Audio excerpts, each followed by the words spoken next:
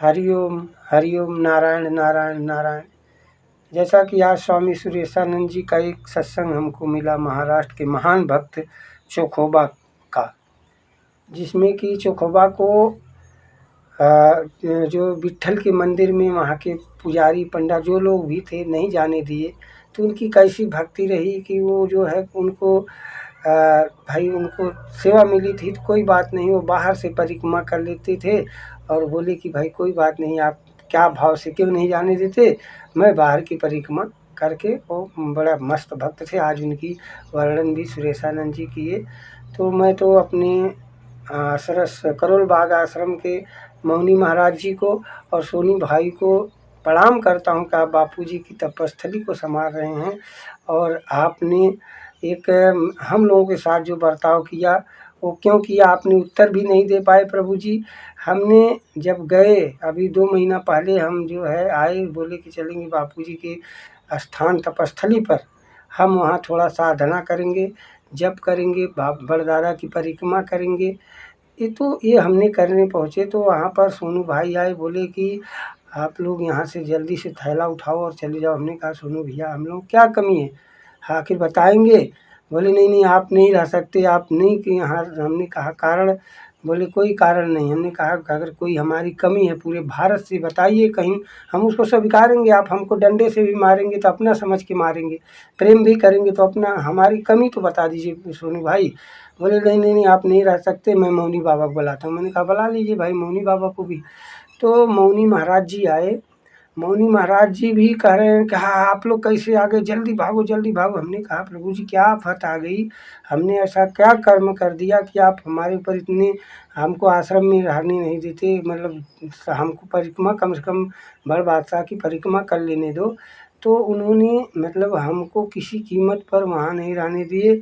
तब मैंने कहा प्रभु जी एक बात बताइए कि हमारी कोई कमी है। बोले आप राजनीतिक व्यक्ति हो। हमने कहा राजनीतिक व्यक्ति हैं तो आपके यहाँ राजनीति वाले नहीं आते, आप तो खुद गए हैं मनोज तिवारी के पास, सारे मतलब जो आ जाते भी और बुलाते भी हैं। तो आप किस देश से कर रहे हैं मुझे पता नहीं, मैं तो बापू जी की तपस्थली को प्रणाम करते हुए वहाँ, कोई बात नहीं आपकी सेवा मिली है। आप हमको बोले पुलिस बुला रहे हैं, हमने कहा भाई पुलिस बुलाइए जो भी बुलाइए, हमको ये नौबत ही नहीं करना पड़ेगा, हम चले जा रहे हैं, कोई बात नहीं आप देखिए।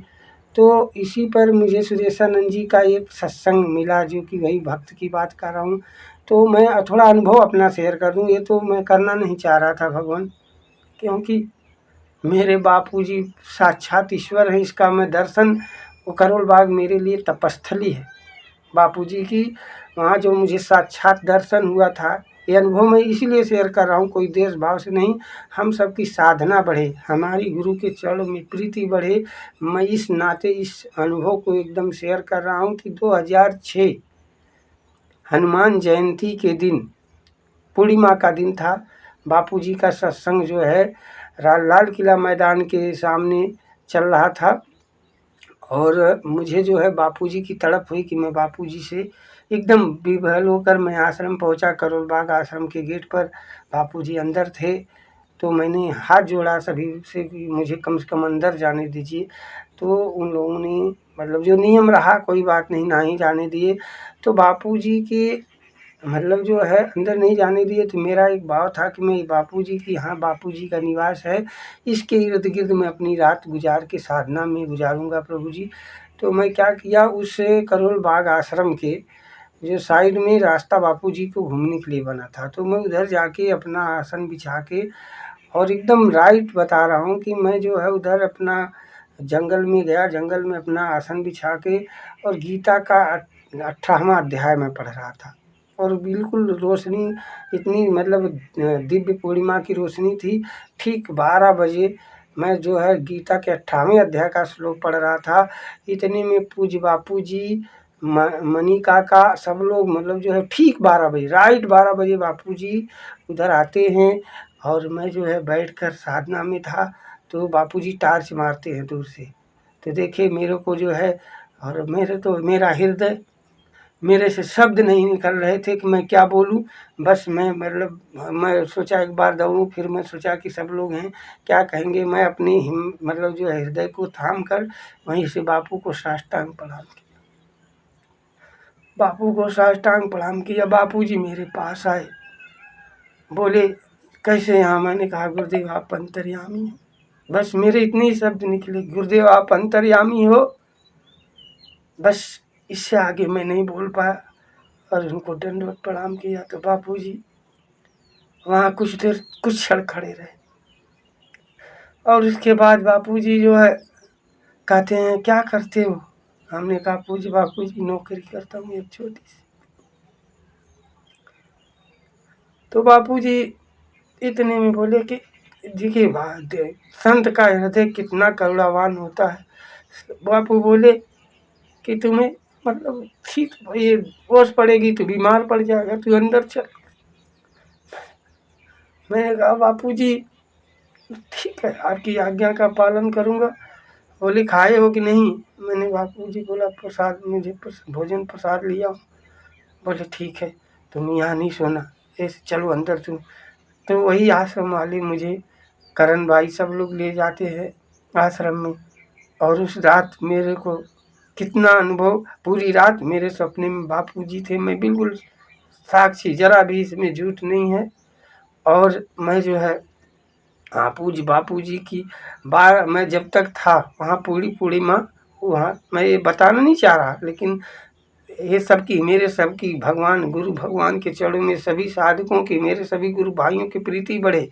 और मेरे लिए करोड़ बाग क्यों महत्वपूर्ण है, मैं आज भी मन ही मन उस आश्रम की परिक्रमा कर लेता हूँ, मन ही मन उस आश्रम को दंडवत प्रणाम कर लेता हूँ।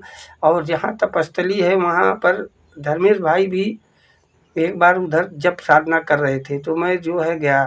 वो मतलब मैं किस भाव में था, किस अवस्था में था, धर्मेश भाई से पूछेंगे तो पता चलेगा। मैं नग्न एक किस्म से मेरी सो स्थिति दूसरी थी और मैं उधर से आया तो मेरा भाव कुछ और था। लेकिन जब हमारी मैं आज भी मन ही मन उस आश्रम की परिक्रमा कर लेता हूँ, मन ही मन उस आश्रम को दंडवत प्रणाम कर लेता हूँ। और जहाँ तपस्थली है वहाँ पर धर्मेश भाई भी एक बार उधर जब साधना कर रहे थे तो मैं जो है गया। वो मतलब मैं किस भाव में था, किस अवस्था में था, धर्मेश भाई से पूछेंगे तो पता चलेगा। मैं नग्न एक किस्म से मेरी सो स्थिति दूसरी थी और मैं उधर से आया तो मेरा भाव कुछ और था। लेकिन जब हमारी निगाह धर्मेश भाई पर और धर्मेश भाई की मेरे पर निगाह पड़ती है तो उस समय हम दोनों एक दूसरे में मतलब भाव विलीन हो गए और मेरी भी स्थिति हो गई, वो भी स्थिति में थे, मैं भी स्थिति में था। तो ये सब मैं वहाँ पर जब तक था तो पूज्य बापूजी का मुझे अनुभव है। मैं पूरी रात ही वहाँ गुजारता था, चाहे बरसात हो कोई हो। काफ़ी जो अनुभव है वो शब्दों में नहीं आ सकता। तो मैं मौनी भाई को और सोनू भाई को दंडवत प्रणाम करता हूँ कि आप तपस्थली संभाल रहे हैं, लेकिन किस भाव से हम लोगों को वहाँ नहीं रहने दिए। लेकिन हमको तो जब साधना करने देते कोई बात नहीं प्रभु जी, लेकिन मैं मन ही मन आज भी परिक्रमा करता हूँ। और सबसे कहूँगा कि हम लोग सिर्फ गुरुदेव के लिए छोटा बड़ा ना देखकर एक दूसरे में एकजुट होकर संगठित होकर हम गुरुदेव के दैवी कार्य करने के लिए आगे बढ़ें। और इसमें सफलता न मिलना मिलना ये सब गुरुदेव के हाथ में छोड़ दें। हम सिर्फ कर्म करें, फल की इच्छा ना करें। तो और सफलता तो गुरुदेव देते हैं। और कभी भी अभी विलम्ब और अविलंब ये हम इसमें जाना ही नहीं, हमको सेवा करना है, मात्र सेवा। और हम जब सेवा निश्चल मन से करेंगे तो देखिए कितना आनंद आता है। सुरेशानंद जी की मैं थोड़ी बारी आप सब सुनेंगे कि कैसे भक्त रहे होंगे विठोबा जी। विठोबार रखी माई, विठोबार कुमाई, माई विठोबार कुमाई, विठोबार कुमाई। जय इस प्रकार कई बार मंदिर के सामने थोड़ा दूर बैठ जाते थे बाहर।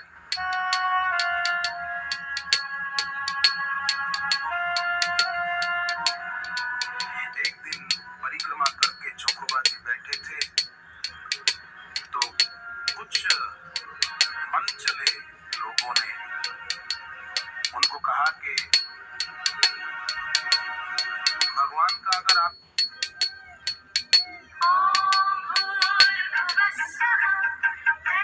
के लिए प्रेम होता ना तो भगवान आपको मंदिर के अंदर जरूर बुला लेते। ये तो आपका एक तरफा है, भगवान का नहीं है ऐसा लगता है। पर चोखावत जी कहते थे कि तुम भले कुछ भी कहो, उनका प्रेम अगर मेरे लिए नहीं होता ना तो मैं उनका नाम भी नहीं जप सकता था।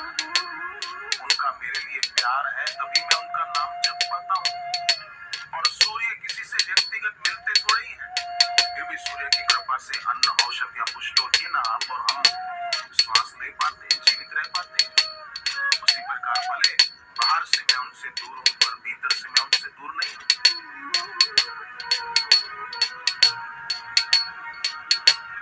ऐसे संत दुखोबाज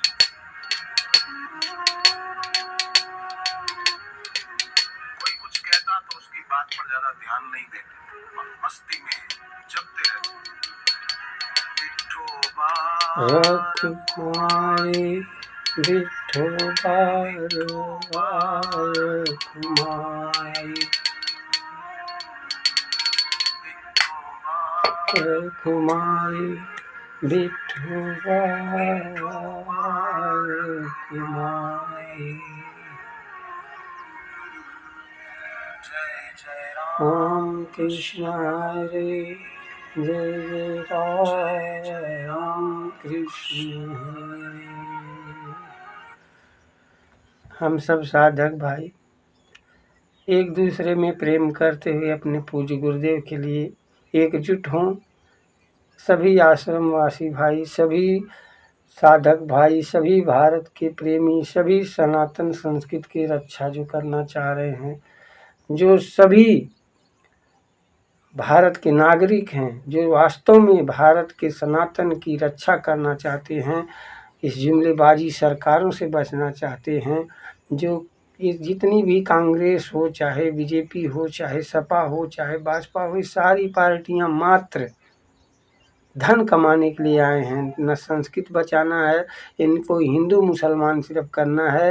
हिंदू क्या है, मुसलमान क्या है, भारत जबकि कहता, हम कहते हैं कि भारत का विश्व का कल्याण हो, सब प्राणियों में सद्भावना हो, तो ये कैसे होगी जब ये हिंदू मुसलमान करके या राजनीति के लिए कुर्सी बचाने के लिए सारे व्यवस्था संत को जेल में रख के और अपनी मतलब जो है पार्टी को आगे बढ़ाने के लिए कभी मतलब ईडी का प्रयोग करना, कभी सीबीआई का प्रयोग करना, और जो भी है मतलब जो देश क्यों रखते हो आप? राजनीति अच्छा करो, आपको लोग सपोर्ट करेंगे, बेईमानी तो मत करो। और इसी के लिए बापूजी विरुद्ध हैं। और बापूजी को यही कितनी बार बापूजी को सताया है, लेकिन बापूजी मतलब बापूजी के आशीर्वाद से बने भी हैं। और बापूजी आज अपने आशीर्वाद को समेट लिए हैं, तो इनकी जितनी थू हो रही है, भले प्रधानमंत्री हैं, आज तक जितना ये प्रधानमंत्री जितना इनकी बेइज्जती हुई है, आप यूट्यूब और सारे चैनल्स पर देख लीजिए, गोदी मीडिया को जितना फजीहत हुई है, जितना वर्तमान प्रधानमंत्री की फजीहत हुई है, शायद किसी को हुई हो। आज तक कितने प्रधानमंत्री हुए हैं, इनका बापूजी के नाम से यश भी बढ़ा, तो बापू के श्राप से जितनी इनकी बेइज्जती हो रही है शायद किसी की हुई होगी। मैं तो समझ रहा हूँ कि आप पूरा जो भी है देख लीजिए, इतिहास पूरा प्रधानमंत्रियों का जितना इनकी बेइज्जती हुई शायद किसी का हुई हो। और फिर भी इनका अहंकार रावणीपना नहीं जा रहा है। तो साधक एकजुट हों और अपने को छोटा ना समझें, क्योंकि बापू आपके साथ हैं। नारायण नारायण।